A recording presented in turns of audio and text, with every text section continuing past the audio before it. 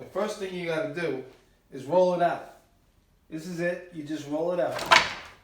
I'm going to make a nice little case for it. Once you roll it all out,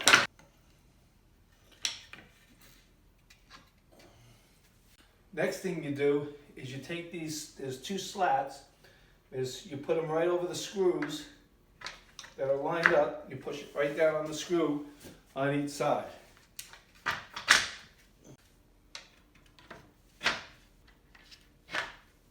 Now you just take the four legs and you screw them right down.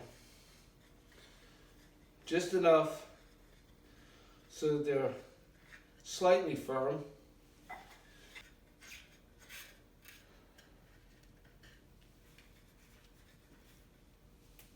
Now you just pick up the table like so.